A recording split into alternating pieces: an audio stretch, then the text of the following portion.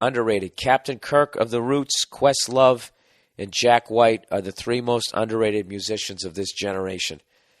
I'd go with Captain Kirk and Questlove, but what's his face? Jack White gets plenty of accolades. They did a goddamn documentary with Jimmy Page, The Edge, and now him. Aren't they saying he's basically the Jimmy Page or The Edge of this era if they do that? No? I don't fucking know. Anyways, it's too bad pop stars get all the attention because most people don't appreciate how fucking great Jack White is. All right. You know what? I need to dispel this fucking myth, or at least what I feel is a myth. People, if you like quote-unquote good music, stop paying attention to pop music and going, oh, God, what is wrong with this country? What is wrong with the culture?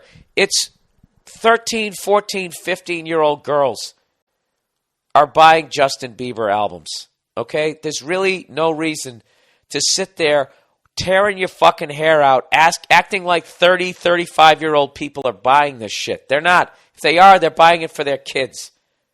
All right? There's always going to be pop culture. Pop culture is not destroying music. It just gives you something to bitch about and makes your band look cooler. So quit your fucking whining. God, I'm so fucking sick of that. I mean, what happened to music? It's always been like that. Oh, yeah, the 60s. It was so real with the Monkees and the Partridge Family. Telly Savalas put out a fucking album in the 70s. All right?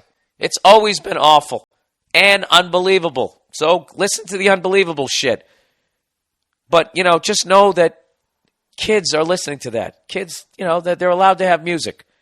They're allowed to have Leif Garrett, Sean Cassidy, fucking Britney Spears, Justin Bieber, all of them. They're not for you. They're not saying you have to listen to them. All these fucking cunts on YouTube who go to these great musician sites, they always have to bring up Justin Bieber. Isn't it sad that Justin Bieber is selling 100 million records and this guy's only selling fucking public? No, it isn't. It isn't sad. It's not sad, all right? He's fucking 18 years old, all right? And he's appealing to 13-year-old chicks. Good for him. He made $1 zillion. Good for him. He's not affecting your fucking music. And if they took him away, they wouldn't go and listen to your fucking jam band. They're 13-year-old girls. They're not going to do it. They're just going to look for the next fucking guy. All right? Anyways, what really ruined music was fucking downloading shit for free. That's what ruined it, I think. The internet and all that shit, it splintered the whole thing, and there's no more superstars anymore. I'm not saying the old system was great. You used to get raped in a lot of ways. Stealing music was justification for them charging us $18 for a fucking CD when it only cost them $1 to make it. They made a ton of fucking money, and they raped all of us for 2 generations, all right? Or 2 decades. So, I don't know. But without judging downloading, either way, the whole advent of downloading shit for free is really what I think destroyed it. But anyways, let's plow ahead. Take your pick between any of the 6 White Stripe albums, 2 Raconteur albums, I don't know how to say that, or the 2 Dead Weather albums, and you'll see the guy belongs in the conversation with the all-time greats. Well, dude, I don't know how you missed it. There's a documentary out there called It Might Get Loud, and he gets just about as many props as you could possibly get in that. Anyways, my dad, who grew up on the Beatles and Zeppelin, swears that Jack White is better than all of them. All right, well, I would swear that your dad took LSD a little too much if he thinks that Jack White is better than the fucking Beatles. All right? Or even Zeppelin for that matter. Although Zeppelin, though, they got a lot of covers in their fucking catalog, so I don't know. Jack White, he's writing his own songs, isn't he? Oh, Jesus.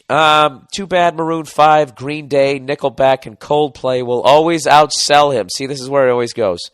Because they cater their music to the radio. Well, that's their prerogative. Green Day's a fucking great band, by the way.